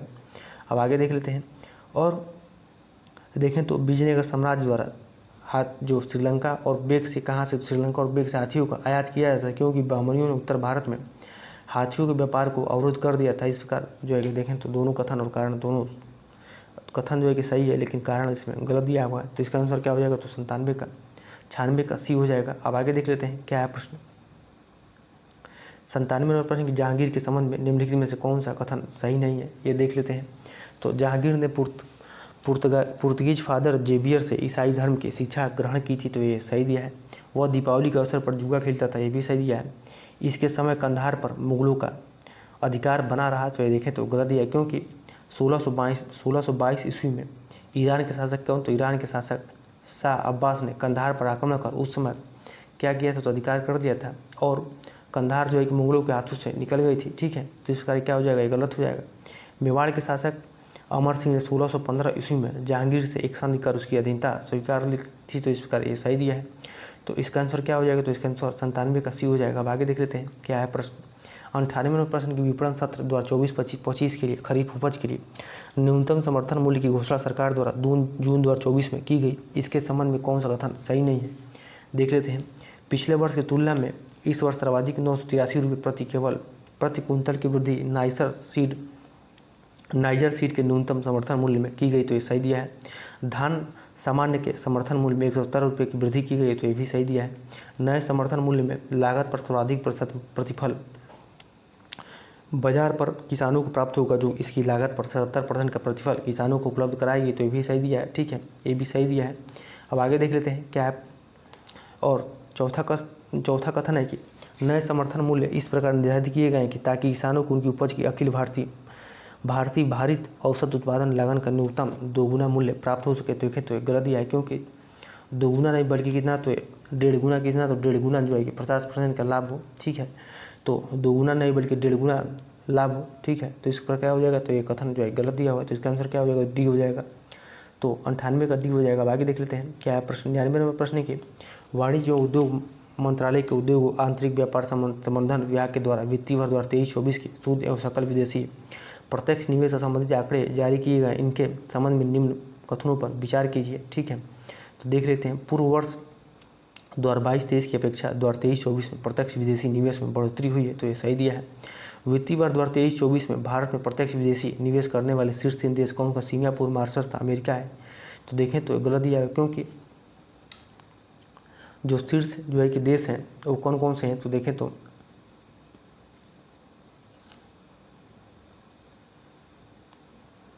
तो ये सिंगापुर, मॉरिशस और अमेरिका दिया है, इसमें ये गलत दिया हुआ है। ठीक है, गलत दिया हुआ है, क्योंकि देखें तो 2023-24 में जो 2022-23 के अपेक्षा 2023-24 में प्रत्यक्ष विदेशी निवेश में क्या हुआ है, तो ये बढ़ोतरी नहीं बल्कि गिरा हुआ है, तो गिरावट आई है। और जो दूसरा कथन क्या दिया है कि वित्तीय वर्ष 2023-24 में भारत में प्रत्यक्ष विदेशी निवेश करने वाले शीर्ष 3 देश कौन, क्रमशः सिंगापुर, मॉरिशस और अमेरिका है, तो ये सही है। ठीक है, तो ये सही दिया है, तो इसका आंसर क्या हो जाएगा, तो इसका पहला जो कथन है गलत दिया है, दूसरा जो कथन है सही है, तो इसका क्या हो जाएगा, केवल 2 हो जाएगा, इसका आंसर बी हो जाएगा। ठीक है, अब आगे देख लेते हैं क्या है प्रश्न। 100 नंबर प्रश्न क्या है, देख लेते हैं। केंद्रीय मंत्रिमंडल ने 19 जून 2024 को एक नए ग्रीनफील्ड बंदरगाह के निर्माण की मंजूरी दी है, इसके संबंध में निम्न कथनों पर विचार कीजिए। इसकी स्थापना महाराष्ट्र के बदाऊन में की जाएगी, तो देखें तो सही दिया है। पूर्ण निर्माण होने पर यह बंदरगाह विश्व के शीर्ष 10 बंदरगाहों में शामिल हो गई, भी सही दिया है। इसके निर्माण से लगभग 12 लाख व्यक्तियों के लिए प्रत्यक्ष और अप्रत्यक्ष रोजगार के अवसर पैदा होंगे। तीनों देखें तो तीनों कथन इसमें सही दिए हैं, तो इसका आंसर क्या हो जाएगा, तो इसका आंसर 100 का ये हो जाएगा। अब आगे देख लेते हैं क्या है प्रश्न। 101 नंबर प्रश्न के वायुमंडल में विभिन्न गैस एक निश्चित अनुपात में पाई जाती हैं। ठीक है, निम्नलिखित में से कौन सा इसमें युग में सही सुमेलित नहीं, तो आर्गन कितना दिया, तो आर्गन 0.93%, तो ये सही दिया है। कार्बन डाइऑक्साइड कितना 0.036%, तो ये सही दिया है। हीलियम कितना दिया, तो हीलियम जो है कि 0.0005%, तो गलत दिया है, क्योंकि हीलियम कितना पाया, तो हीलियम जो है कि हीलियम कितना पाया, तो 0.05% पाया था। ठीक है, तो 3 जीरो आप लोग ध्यान रखिएगा। ठीक है, दशमलव के बाद से। और नियान कितना पाया, नियान जो है कि 0.002%, तो सही दिया है। इस प्रकार इसका आंसर क्या हो जाएगा, तो इसका आंसर कौन सा इसमें सुमेलित नहीं है, तो 101 का क्या हो जाएगा, 101 का सी हो जाएगा, ये सही सुमेलित नहीं था। ठीक है, अब आगे देख लेते हैं क्या है प्रश्न। 102 नंबर प्रश्न के नीचे 2 कथन दिए गए हैं, जिनमें से एक को अभिकथन और दूसरे को कारण आर कहा गया है। ठीक है, देख लेते हैं। समताप मंडल का निचला भाग अर्थात 20 किलोमीटर की ऊंचाई तक तापमान लगभग स्थिर रहता है, परंतु ऊपरी भाग में 50 किलोमीटर की ऊंचाई तक तापमान क्या होता है, तो क्रमशः बढ़ता है, तो ये सही दिया है। दूसरा कथन है कारण क्या है कि 20 किलोमीटर से 35 किलोमीटर की ऊंचाई तक ओजोन परत की सघनता अधिक होती है, जो सूर्य की पराबैंगनी किरणों का अवशोषण करते हैं, तो देखें तो ये भी सही दिया है। ठीक है, तो इसका आंसर क्या हो जाएगा, तो इसका आंसर देखें तो 102 का ए हो जाएगा। ठीक है, 102 का ए हो जाएगा। अब आगे देख लेते हैं क्या है प्रश्न। 103 नंबर प्रश्न क्या है कि हाल ही में चर्चा में रहा विद्युत रक्षक क्या है, तो ये दिया सौर ऊर्जा से संचालित होने वाला हल्का हेलीकॉप्टर, बी दिया है सौर ऊर्जा से संचालित होने वाला ड्रोन, सी दिया है स्वदेशी रूप से विकसित एकीकृत जनरेटर निगरानी सुरक्षा और नियंत्रण प्रणाली, और डी दिया इनमें से कोई न। देखें तो विद्युत रक्षक क्या है, तो स्वदेशी रूप से विकसित एक एकीकृत जनरेटर निगरानी सुरक्षा और नियंत्रण प्रणाली है, तो 103 क्या हो जाएगा, 103 का सी हो जाएगा। ठीक है, और ये किसके द्वारा विकसित किया गया है, देखें तो ये किसके द्वारा विकसित किया गया है, तो ये भारतीय थल सेना के द्वारा, किसके द्वारा, तो भारतीय थल सेना डिजाइन ब्यूरो द्वारा स्वदेशी रूप से विकसित एकीकृत जनरेटर निगरान प्रणाली है। ठीक है, अब आगे देख लेते हैं क्या है प्रश्न। और 104 नंबर प्रश्न क्या है कि सवाना प्रदेश के संबंध में निम्न में से कौन सा कथन सही नहीं है, देख लेते हैं। उष्णकटिबंधीय सवाना प्राकृतिक प्रदेश दोनों ही गोलार्ध में 5 से 20 अक्षांश के मध्य महाद्वीपों के पश्चिमी तट पर पाया जाता है, तो देखें तो जो पहला कथन है ये गलत दिया हुआ है, क्योंकि जो उष्णकटिबंधीय सवाना प्राकृतिक प्रदेश का विस्तार दोनों ही गोलार्धों में 5 से 20 अक्षांशों के बीच, कहाँ पर, तो अक्षांशों के मध्य नहीं बल्कि अक्षांशों के बीच जो है ये महाद्वीपों के भीतरी भागों में पाया जाता है। ठीक है, न कि पश्चिमी तटों पर, तो ये भी गलत दिया हुआ था। ठीक है, तो कहाँ पर पाया, तो भीतरी भागों में पाया जाता है। और इस प्राकृतिक प्रदेश का सर्वाधिक विस्तार अफ्रीका महाद्वीप के कहाँ पर, तो अफ्रीका महाद्वीप का सर्वाधिक विस्तार अफ्रीका महाद्वीप का सूडान में होने के कारण से सूडान तुल्य प्रदेश भी कहा जाता है। तो ये देखें तो ये कथन सही दिया है। इन प्रदेशों में ग्रीष्म ऋतु में साधारण वर्षा होती है तथा वर्ष का शेष भाग सूखा रहता है। तो ये भी सही दिया है। इस प्रदेश की घासों को पार्कलैंड या बुश वेल्ड कहा जाता है। देखें तो ये सही दिया है, ठीक है, ये भी सही दिया है। तो इसका आंसर क्या हो जाएगा, तो 104 का ये हो जाएगा। अब आगे देख लेते हैं क्या है प्रश्न। निम्नलिखित में से कौन सा कथन सही है, कूट के माध्यम से सही कथन को चुने। तो देख लेते हैं। राइन जो है कि राइन नदी स्विट्जरलैंड और जर्मनी की सीमा पर स्थित कॉन्स्टेंस झील से निकलती है। तो ये सही दिया है, ठीक है। हैम्बर्ग एक नदी पतन है जो एल्ब नदी के मुहाने पर स्थित है। रुकिए सॉरी देख लेते हैं। इसमें देखना है कौन सा कथन इसमें सही दिया है, ठीक है। इसमें कथन को देखना है कौन सा इसमें सही दिया है, ठीक है। तो देख लेते हैं क्या है। राइन नदी स्विट्जरलैंड और जर्मनी की सीमा पर स्थित कॉन्स्टेंस झील से निकलती है। तो ये सही दिया है, ठीक है, सही दिया है। दूसरा कथन है कि हैम्बर्ग एक नदी पतन है जो एल्ब नदी के मुहाने पर स्थित है। सही है। इटली को पो नदी आल्प्स पर्वत से निकलती है। सही दिया है। आएगा कि डेनूब नदी जर्मनी की बलदाई पहाड़ियों से निकलती है, ठीक है, बलदाई पहाड़ियों से निकलती है। तो देखें तो गलत दिया है, क्योंकि डेनूब नदी जर्मनी के कहाँ से, तो कहाँ पर, तो ब्लैक फॉरेस्ट के पर्वत से निकलती है, ठीक है। और ये कहाँ पर, तो ये काला सागर में जा कर के मिल जाती है, ठीक है। और देखें तो वोल्गा जो है कि यूरोप की सबसे लंबी नदी है, आप लोग भी ध्यान रखिएगा। और यह नदी कहाँ से निकलती है, तो बलदाई पहाड़ियों से निकलती है। और पो नदी को इटली की गंगा कहा जाता है। किसको, तो पो नदी को इटली की गंगा कहा जाता है, ठीक है। और यह नदी कहाँ से निकलती है, तो ये आल्प्स पर्वत से निकलती है।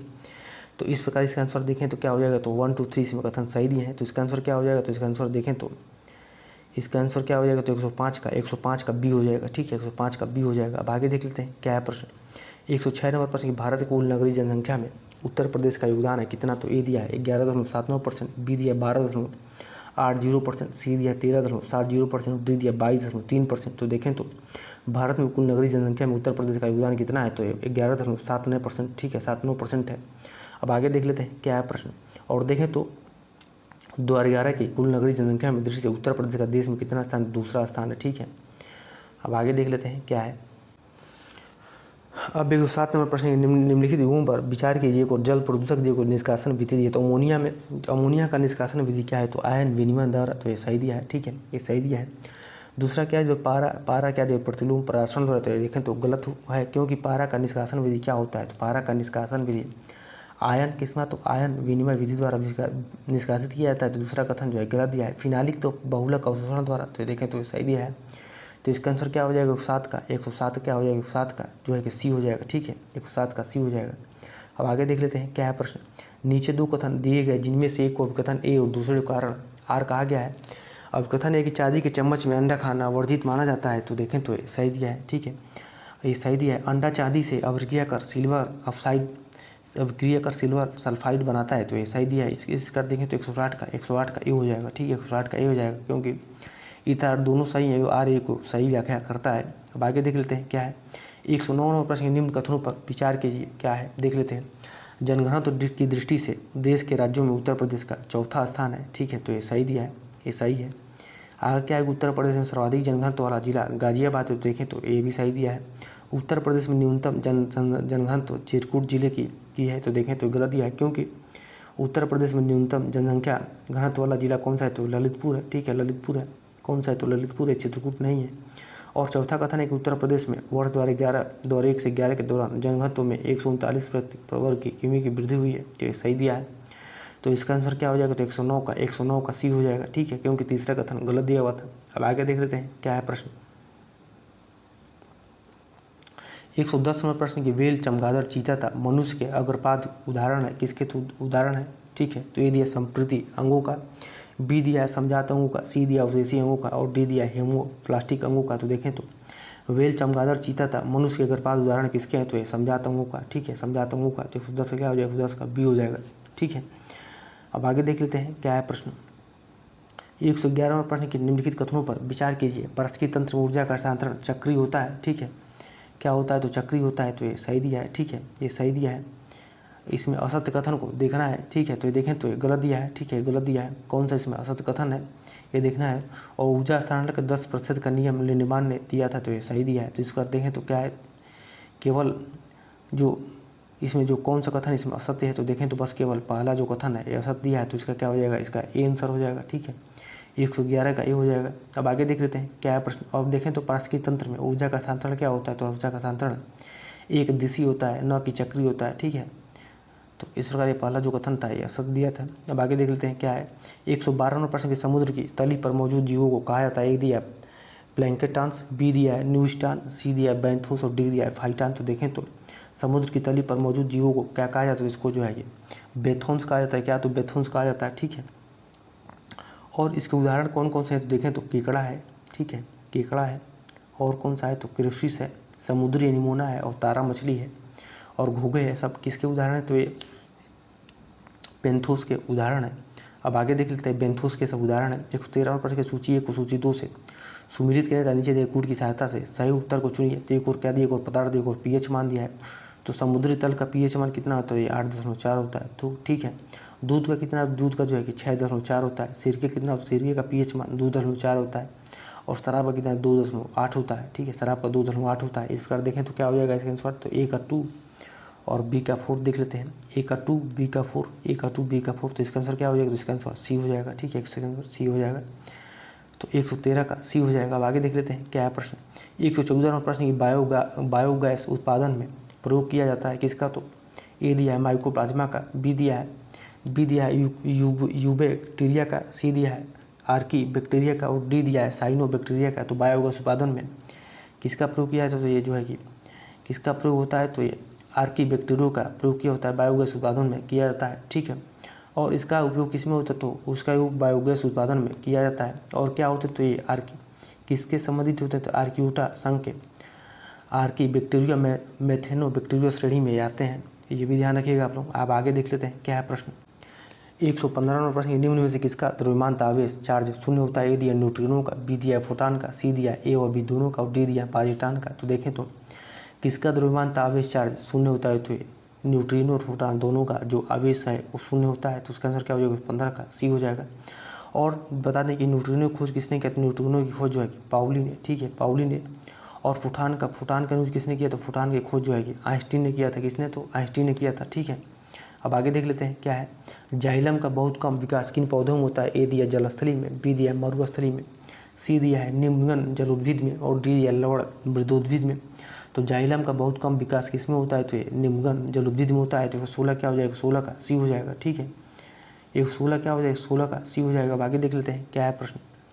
117वां प्रश्न, सूची 1 सूची 2 से सुमिलित कर नीचे दिए कूट की सहायता से सही उत्तर को चुनिए। तो एक और सूची 1 एक और सूची 2 है, जलप्रपात एक और उसकी औषधि है। ठीक है, तो देख लेते हैं क्या है। तो मधाल जलप्रपात की औषधि कहाँ पर, तो चंबल नदी पर है। चित्रकूट जलप्रपात का तो कहाँ पर, इंद्रावती नदी पर। बरेही जलप्रपात का तो कहाँ पर, तो ये बुधावल लंगा नदी पर है औषधि इसकी। झारखंड का, तो झारखंड का टोंस नदी पर। ठीक है, तो झारखंड का टोंस नदी पर। तो इस प्रकार क्या हो जाएगा इसका आंसर देखें तो 1 2 4 3 देख लेते हैं। 1 2 4 3, तो इसका आंसर क्या होगा, डी हो जाएगा। ठीक है, इसका आंसर क्या हो जाएगा, तो डी हो जाएगा। उस तरह का डी हो जाएगा। अब आगे देख लेते हैं क्या है प्रश्न। निम्नलिखित युगों में से कौन सा सही सुमेलित नहीं है, तो एक और उसका स्थापना दिया है, एक और उस कंपनी दिया है। ठीक है, तो Hindustan aluminium corporation limited Hindalco की स्थापना 1961 में, तो सही दिया है। Bharat aluminium company limited Balco की स्थापना 1965 दिया है। ठीक है, 1965 दिया है। 1 मिनट देख लेते हैं इसमें क्या देखना है, कौन सा इसमें सही सुमेलित नहीं है। ठीक है, ये देखना है। तो Hindustan aluminium corporation limited Hindalco की स्थापना कब, तो 1961 में, ये सही दिया है। ठीक है, और भारत एल्युमिनियम कंपनी लिमिटेड की स्थापना तो क्या दिया है, भारत एल्युमिनियम कंपनी की स्थापना तो ये दिया है बाल्को की स्थापना 1965 में। ठीक है, तो 1965 में, तो ये देखें तो ये भी सही दिया हुआ है। और क्या है, सॉरी इसमें यह देखना है कि कौन सा इसमें सही सुमेलित नहीं है। ठीक है, तो देख लेते हैं, इसमें कूट के माध्यम से बताना है। ठीक है, कूट के माध्यम से इसमें बताना है। तो एक और कूट दिया है नीचे, तो देखें तो Hindustan aluminium corporation limited Hindalco की स्थापना कब होता है, तो 1961 में नहीं, बल्कि ये कब होता है, तो 1958 में होता है। कब, तो 1958 में होता है। ठीक है, तो इस प्रकार एक गलत दिया हुआ था। दूसरा कथन है कि Bharat aluminium company limited Balco की स्थापना 1965 में, तो सही दिया है।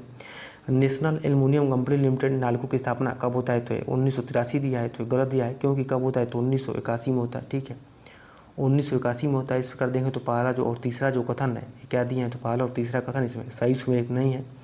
तो इसका आंसर क्या हो जाएगा, इसका आंसर बी हो जाएगा। ठीक है, अब आगे देख लेते हैं क्या है प्रश्न। 119 नंबर प्रश्न, काली मिट्टी के संबंध में निम्नलिखित में से कौन सा कथन सही नहीं है। देख लेते हैं कौन सा कथन इसमें सही नहीं है। तो यह मिट्टी भारत के 16.6% भू क्षेत्र पर पाई जाती है, तो देखें तो ये सही दिया है। इसका सर्वाधिक विकास महाराष्ट्र में हुआ है, तो ये भी सही दिया है। ठीक है, आगे की इस मिट्टी में इसमें नाइट्रोजन तथा फास्फोरस पदार्थ की अधिकता होती है, तो ये गलत दिया है, क्योंकि इसमें क्या होता है, नाइट्रोजन तथा फास्फोरस कमी की पदार्थ की कमी होती है, न कि अधिकता होती है। ठीक है, इस मिट्टी को स्वतः जुताई वाली मृदा भी कहा जाता है, तो ये सही दिया है। तो इसका आंसर क्या हो जाएगा, 119 का सी हो जाएगा, क्योंकि ये कथन गलत दिया हुआ है। आगे क्या है देख लेते हैं। पूर्वी तट पर स्थित निम्नलिखित बंदरगाहों को उत्तर से दक्षिण के क्रम में व्यवस्थित करें तकूट की सहायता से सही उत्तर का चयन करिए। ठीक है, सबसे पहले देखें तो भारत के पूर्वी तट बंदरगाहों को उत्तर से दक्षिण में कहाँ से, तो उत्तर से लेकर के और दक्षिण में क्रम देखना है। तो सबसे पहले क्या आ जाएगा, तो देखें तो अल्लूर है। ठीक है, उसके बाद से अल्लूर के बाद से चेन्नई। ठीक है, चेन्नई के बाद से ममल्लपुरम, उसके बाद से पुडुचेरी। ठीक है, उसके बाद से कराईकल, फिर उसके बाद से नागपट्टनम। तो सबसे पहले क्या आ जाएगा, सबसे पहले देखें तो सबसे पहले क्या आ जाएगा, तो सबसे पहले आपका ममल्लपुरम। ठीक है, ममल्लपुरम के बाद से पांडिचेरी, उसके बाद से कराईकल, उसके बाद सबसे लास्ट में कौन सा, तो नागपट्टनम। तो इस प्रकार क्या हो जाएगा इसका आंसर, तो इसका आंसर 120 का ये हो जाएगा। ठीक है, अब आगे देख लेते हैं क्या है प्रश्न। 121 नंबर, उत्तर प्रदेश के विशेष आर्थिक जोन के संबंध में निम्न कथनों पर विचार कीजिए। देख लेते हैं क्या है। रत्न और आभूषण के निर्यात को प्रोत्साहन देने के लिए नोएडा में एक विशेष आर्थिक क्षेत्र स्थापित किया गया है। ठीक है, तो ये सही दिया है, ये सही है। दूसरा कथन है कि इलेक्ट्रॉनिक सॉफ्टवेयर के निर्यात को बढ़ावा देने के लिए मुरादाबाद में विशेष आर्थिक क्षेत्र स्थापित किया गया है। तो देखें तो ये दोनों कथन सही दिया है। तो इसका आंसर क्या हो जाएगा, 121 का सी हो जाएगा, 121 का सी हो जाएगा। अब आगे देख लेते हैं क्या है प्रश्न। 122 में प्रश्न, निम्नलिखित में से कौन सा सही सुमेलित नहीं है। तो केंद्रीय सतर्कता आयोग तो 1964 में, तो ये सही दिया है। ठीक है, सही दिया है। आया क्या है कि केंद्रीय अन्वेषण ब्यूरो तो 1963 में, भी सही दिया है। प्रवर्तन निदेशालय 1956 में, तो ये भी सही दिया है। भ्रष्टाचार निरोधक कानून तो 1965 नहीं बड़ी, कब, तो ये 1988 में, कब, तो 1988 में। ठीक है, 1988 में भ्रष्टाचार निरोधक कानून आया था।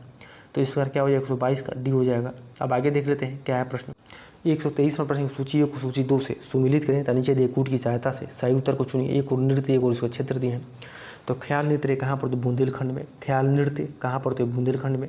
घड़ा नृत्य जो कहाँ पर, तो भद्र क्षेत्र में। जोगनी में, जोगनी नृत्य कहाँ पर, तो जोगनी नृत्य कहाँ पर होता है, तो देखें तो अवध में। ठीक है, और नकटौरा नृत्य कहाँ पर, तो पूर्वांचल में। इस पर क्या हो जाएगा इसका आंसर देखें तो ए का 3 और बी का 1 देख लेते हैं। ए का 3 और बी का 1, तो इसका क्या हो जाएगा इसका आंसर देखें तो 123 का बी हो जाएगा, क्योंकि सी ऑप्शन में है। ठीक है, 123 का बी हो जाएगा। अब आगे देख लेते हैं क्या है प्रश्न। 124 में प्रश्न, नीचे 2 कथन दिए गए हैं, जिनमें से एक को अभिकथन ए और दूसरे को कारण आर कहा गया। अभिकथन ए है कि सौर ऊर्जा तथा उत्पादकता के क्षेत्रीय प्रारूप में घनिष्ठ संबंध होता है, तो बिल्कुल सही है। ठीक है, सही बात है। पारिस्थितिक तंत्र की उत्पादकता मुख्यतः सौर ऊर्जा द्वारा नियंत्रित होता है, तो ये भी सही दिया है। तो इस प्रकार क्या हो जाएगा इसका आंसर देखें तो 124 का ये हो जाएगा। ठीक है, 124 का ये हो जाएगा। अब आगे देख लेते हैं क्या है प्रश्न।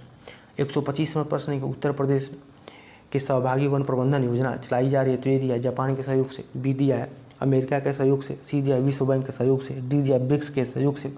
तो देखें तो उत्तर प्रदेश में सहभागी वन प्रबंधन योजना किसके द्वारा, तो जापान के सहयोग से चलाया जा रहा है। ठीक है, अब कब से, तो 2010 से चलाया जा रहा है। ठीक है, अब आगे देख लेते हैं क्या है प्रश्न।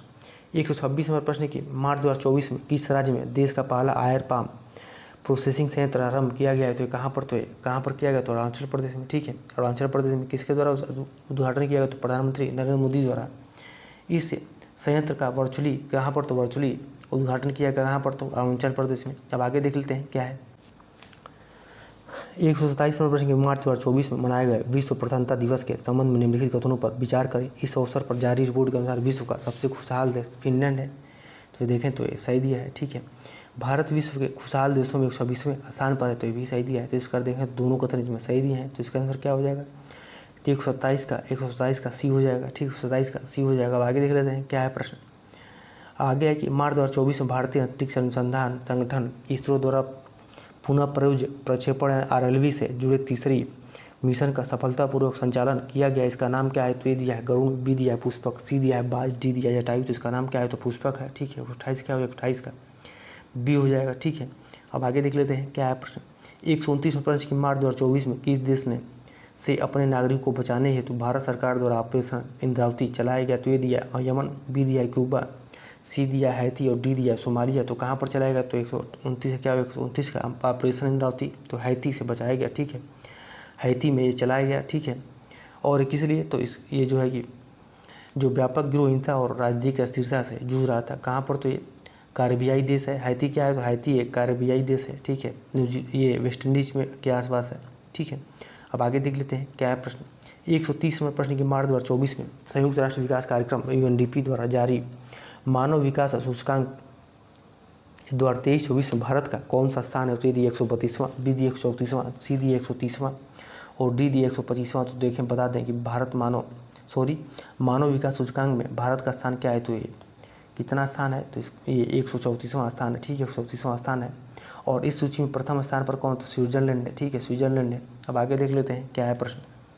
131 नंबर प्रश्न है कि मार्च 2024 में भारत के पड़ोसी देश नेपाल द्वारा पर्यटन उद्योग को बढ़ावा देने के उद्देश्य से निम्नलिखित में से किस शहर को पर्यटन राजधानी घोषित किया गया है। ए दिया भैरवा, बी दिया पोखरा, सी दिया काठमांडू और डी दिया है ललितपुर। तो किसको, तो पोखरा शहर को पर्यटन राजधानी घोषित किया गया है, तो क्या हो जाएगा कि 131 का बी हो जाएगा, ठीक है। अब आगे देख लेते हैं क्या है प्रश्न। 132 में प्रश्न है कि मार्च 2024 में भारत और किस देश के मध्य लिमिटिए 2024 नामक संयुक्त अभ्यास प्रारंभ किया गया, तो ये दिया सेशेल्स, बी दिया मलेशिया, सी दिया इंडोनेशिया, डी दिया सिंगापुर। तो किसके द्वारा, तो सेशेल्स के साथ, ठीक है। 132 का क्या हो जाएगा, 32 का ये हो जाएगा, 132 का ये हो जाएगा, ठीक है। और ये कहाँ पर हुआ, तो इस संयुक्त अभ्यास का उद्देश्य क्या था, तो हिंद महासागर के द्वीपीय क्षेत्र देशों के साथ द्विपक्षीय संबंधों को बेहतर बनाना, ठीक है। और ये कहाँ पर हुआ, आप लोग जरूर कमेंट करिएगा, ये संयुक्त अभ्यास कहाँ पर हुआ था। अब आगे देख लेते हैं 133 में प्रश्न की मार्च 2024 में निम्नलिखित में से किस भारतीय लेखक को जलवायु संकट और प्रकृति के साथ मानवीय संबंधों पर अपने योगदान हेतु इरास्मस पुरस्कार 2024 से सम्मानित किया गया। तो किसको किया गया, तो ये अमिताभ घोष को, किसको, तो अमिताभ घोष को। तो इसका आंसर क्या हो जाएगा, इसका आंसर ये हो जाएगा, ठीक है। ये इरास्मस पुरस्कार 2024 को मिला, तो अमिताभ घोष को, ठीक है। तो इसका आंसर क्या हो जाएगा, 133 का ये हो जाएगा। अब आगे देख लेते हैं क्या है प्रश्न। 134 प्रश्न है कि मार्च 2024 में निम्नलिखित राज्यों में से कौन सा एक राज्य विधवा पुनर्विवाह प्रोत्साहन योजना प्रारंभ करने वाले प्रथम भारतीय राज्य बन गया। तो ये दिया महाराष्ट्र, बी दिया गुजरात, सी दिया मध्य प्रदेश, डी दिया झारखंड। तो कौन सा राज्य जो है कि विधवा पुनर्विवाह प्रोत्साहन योजना प्रारंभ करने वाले प्रथम भारतीय राज्य बन गया, तो ये झारखंड है। 134 क्या है, 134 का डी हो जाएगा। अब आगे देख लेते हैं क्या है प्रश्न। 135 नंबर प्रश्न, मार्च 2024 में भारत के किस राज्य केंद्र शासित प्रदेश में पशु तस्करी को रोकने के लिए ऑपरेशन कामधेनु प्रारंभ किया गया है, ठीक है। तो ये कहाँ पर किया गया, तो जम्मू है कश्मीर में, ठीक है, जम्मू और कश्मीर को 35 का से आएगा, 35 का सी हो जाएगा। अब आगे देख लेते हैं क्या है प्रश्न। 136 नंबर प्रश्न की निम्नलिखित युगों में से कौन सा एक सही सुमेलित नहीं है, तो देख लेते हैं, ठीक है। तो विश्व वन जीव दिवस 3 मार्च को मनाया, तो ये सही दिया है। विश्व वानिकी दिवस ये भी सही है 21 मार्च को। विश्व जल दिवस तो ये 22 मार्च को, ये भी सही। देखें तो सभी सही सुमेलित दिए हुए हैं। अब आगे देख लेते हैं क्या है प्रश्न। 137 नंबर प्रश्न की मार्च 2024 में नागरिकों को वित्तीय धोखाधड़ी से बचाने हेतु भारत सरकार ने द्वारा किस नाम से एक डिजिटल प्लेटफॉर्म लॉन्च किया गया है। तो ये दिया दक्ष, बी दिया त्रिनेत्र, सी दिया चक्षु, डी दिया सतर्क। तो देखें तो कौन सा प्लेटफॉर्म लॉन्च किया गया है, तो कौन सा प्लेटफॉर्म है, चक्षु प्लेटफॉर्म को लॉन्च किया गया है, ठीक है। तो 137 का सी हो जाएगा। अब आगे देख लेते हैं क्या है। 138 नंबर मार्च 2024 में सुप्रीम कोर्ट के किस पूर्व न्यायाधीश को लोकपाल का अध्यक्ष नियुक्त किया गया है। तो ये दिया है AM खानविलकर, बी दिया है प्रहलाद बालाचार्य, सी दिया दीपक मिश्रा, डी दिया रंजन गोगोई। तो किसको जो है कि पूर्व न्यायाधीश को लोकपाल का अध्यक्ष नियुक्त किया गया है, तो AM खानविलकर को, ठीक है। 138 का ये हो जाएगा आंसर इसका। 139 नंबर प्रश्न की मार्च 2024 में मुंबई भारत में आयोजित मिस वर्ल्ड 2024 प्रतियोगिता में किस देश की क्रिस्टीना पिस्कोवा ने यह खिताब जीत लिया है। तो ये दिया फ्रांस में, बी दिया दक्षिण अफ्रीका की, सी दिया चेक गणराज्य की और डी दिया है इटली के। तो ये कहाँ की है, तो ये जो है कि चेक गणराज्य की है। कहाँ की, तो चेक गणराज्य की है। तो क्या होगा 39 का सी हो जाएगा। अब आगे देख लेते हैं क्या है प्रश्न। और इसमें भारत का प्रतिनिधित्व किसने किया, तो सिडनी शेट्टी ने किया था, ठीक है, सिडनी शेट्टी ने किया था, ठीक है। लेकिन खिताब किसने दिया था, तो खिताब जो है क्रिस्टीना पिस्कोवा ने जीत लिया था। 140 प्रश्न के मार्च 2024 में किस यात्री विमान कंपनी द्वारा समा 2.0 नाम से विश्व की पहली AI एयर होस्टेस का प्रस्तुत किया गया है, ठीक है। तो ए दिया थाई एयरवेज, बी दिया है कतर एयरवेज, सी दिया इंडिगो एयरवेज और डी दिया है फ्रांस एयरवेज। तो बता दें कि विश्व की पहली जो समा 2.0 नाम से विश्व की पहली AI एयर होस्टेस का प्रस्तुत किया गया किसके द्वारा, तो कतर एयरवेज के द्वारा। तो क्या 140 का बी हो जाएगा, ठीक है। अब आगे देख लेते हैं क्या है प्रश्न। 141 प्रश्न निम्नलिखित में से किस भारतीय उद्योगपतियों को उद्योगपति को मार्च 2024 में ब्रिटेन के राजा चार्ल्स द्वारा नाइट की उपाधि प्रदान की गई। ए दिया गौतम अडानी को, बी दिया अनिल अग्रवाल को, सी दिया मुकेश अंबानी को, डी दिया सुनील भारती मित्तल को। तो किसको नाइट की उपाधि दी गई, किसको, तो सुनील भारती मित्तल को। 141 क्या हो जाएगा, 141 का डी हो जाएगा, ठीक है। अब आगे देख लेते हैं क्या है प्रश्न। मार्च 2024 में किस देश की यात्रा के दौरान प्रधानमंत्री नरेंद्र मोदी को उस देश के सर्वोच्च सम्मान order of the drug Europe से सम्मानित किया गया है, ठीक है। तो इसको कहाँ से, तो ये भूटान के, ठीक है, भूटान के, ठीक है, सर्वोच्च सम्मान से सम्मानित किया गया। 142 का ये हो जाएगा। अब आगे देख लेते हैं क्या है प्रश्न। 143वां प्रश्न, हाल ही में केंद्रीय कौशल विकास और उद्यमिता मंत्रालय द्वारा किन 2 शहरों में ड्रोन दीदी योजना की पायलट परियोजनाओं के संचालन हेतु महिंद्रा और महिंद्रा लिमिटेड के साथ एक समझौता ज्ञापन पर हस्ताक्षर किया है। ए दिया नोएडा हैदराबाद, बी दिया हैदराबाद और पुणे, और सी दिया ग्वालियर एवं हैदराबाद, डी दिया ग्वालियर एवं पुणे। तो कहाँ पर, तो नोएडा एवं हैदराबाद में, ठीक है। तो इसका आंसर क्या हो जाएगा, 143 का ये हो जाएगा, ठीक है। अब आगे देख लेते हैं क्या है प्रश्न। मार्च 2024 में निम्नलिखित में से कौन भारतीय पैरालंपिक समिति PCI के नए अध्यक्ष चुने गए। तो ए दिया है देवेंद्र झाझरिया, बी दिया है नितिन मेनन, सी दिया है MC मैरकाम और डी दिया है बिल्किस मीर। तो देखें तो किसको PCI के नए अध्यक्ष चुने गए, तो कौन, तो देवेंद्र झाझरिया, ठीक है। अब आगे देख लेते हैं क्या है प्रश्न। 145वें प्रश्न की मार्च 2024 में ओपन AI द्वारा किसके साथ मिलकर AI सुपर कंप्यूटर स्टारगेट विकसित करने की घोषणा की। ए दिया गूगल द्वारा, बी दिया है माइक्रोसॉफ्ट द्वारा, सी दिया इंफोसिस द्वारा, डी दिया TCS द्वारा। तो किसके द्वारा ये घोषित किया गया है, विकसित करने की घोषणा की गई है, तो ये गूगल के द्वारा, ठीक है। 145 का 145 का बी द्वारा, माइक्रोसॉफ्ट द्वारा, ठीक है, माइक्रोसॉफ्ट के द्वारा। अब आगे देख लेते हैं क्या है। 146वां प्रश्न है कि मार्च 2024 में किस राज्य के मांजुली मुखौटे एवं पांडुलिपि पेंटिंग की GI टैग प्रदान किया गया है। तो ये दिया असम के, बी दिया पश्चिम बंगाल के, और सी दिया है गुजरात के, और डी दिया है केरल के। तो किसके, तो असम के पांडुलिपि पेंटिंग को GI टैग प्रदान किया गया है। तो इसका आंसर क्या हो जाएगा, 146 का 146 का 146 क्या हो जाएगा, 146 का ये हो जाएगा, ठीक है। अब आगे देख लेते हैं क्या है प्रश्न। 147वां प्रश्न है कि मार्च 2024 में राष्ट्रीय बाघ संरक्षण प्राधिकरण NTCA एवं भारतीय वन्य जीव संस्थान WII द्वारा जारी एक रिपोर्ट के अनुसार निम्नलिखित में से किस राज्य में तेंदुओं की सर्वाधिक संख्या हो गई। तो ये दिया मध्य प्रदेश में, बी दिया है गुजरात में, सी दिया है महाराष्ट्र में, और डी दिया है कर्नाटक में। तो देखें तो कहाँ पर सर्वाधिक तेंदुए हो गए हैं, तो मध्य प्रदेश में, ठीक है। तो इसका आंसर क्या है, 147 का ये हो जाएगा, ठीक है। अब आगे देख लेते हैं क्या है प्रश्न। मार्च 2024 में किस दक्षिण अमेरिकी देश ने डेंगू बुखार के प्रकोप देखते हुए एक स्वास्थ्य आपातकाल की घोषणा कर दी है। बोलिविया में, बी दिया है चिली में, सी दिया है अर्जेंटीना में, और डी दिया है पेरू में। तो कहाँ पर, तो स्वास्थ्य आपातकाल की घोषणा की गई है डेंगू के बुखार के प्रकोप से। तो ये कहाँ पर, तो ये पेरू में, ठीक है। तो इसका आंसर क्या हो जाएगा, पेरू की राजधानी क्या, आप लोग जरूर कमेंट करिएगा। 148 क्या हो जाएगा, 43 का डी हो जाएगा। अब आगे देख लेते हैं क्या है प्रश्न। 149वां प्रश्न, मार्च 2024 में भारतीय निर्वाचन आयोग ने किस मंत्रालय के साथ मिलकर मेरा पहला वोट देश के लिए नामक अभियान प्रारंभ किया। तो ये दिया विज्ञान एवं प्रौद्योगिकी मंत्रालय, बी दिया है गृह मंत्रालय, सी दिया है शिक्षा मंत्रालय, और डी दिया कृषि एवं किसान मंत्रालय, कल्याण मंत्रालय। तो किसके द्वारा मेरा पहला वोट देश के लिए, तो किसके द्वारा अभियान प्रारंभ किया गया, शिक्षा मंत्रालय के द्वारा। 149 का क्या होगा, 149 का सी हो जाएगा, ठीक है। अब आगे देख लेते हैं क्या है प्रश्न। 150वां प्रश्न है कि मार्च 2024 में अलेक्जेंडर स्टॉप किस देश के नए राष्ट्रपति नियुक्त किए गए। तो ये दिया है आयरलैंड के, बी दिया है फिनलैंड के, सी दिया है आइसलैंड के, डी दिया है स्विट्जरलैंड के। तो ये कहाँ के हैं, तो अलेक्जेंडर स्टॉप किस देश से नए राष्ट्रपति नियुक्त किए गए हैं। तो ये किस देश के हैं, तो ये आपके फिनलैंड के हैं, ठीक है। 150 का बी हो जाएगा, ठीक है। और इस पद पर किसका, तो साउली निष्ठू का स्थान ग्रहण किए हैं, ठीक है। तो आज के लिए इतना ही, ठीक है। आप लोगों को कैसा लगा आप लोग ज़रूर कमेंट करिएगा और ज़्यादा से ज़्यादा शेयर करिएगा। तो ये देखें तो 11 नंबर टेस्ट जो है कंप्लीट हो गया। अब मिलते हैं नए टेस्ट के साथ आप लोगों के बीच आते हैं फिर। तो आज के लिए इतना ही, बहुत बहुत धन्यवाद।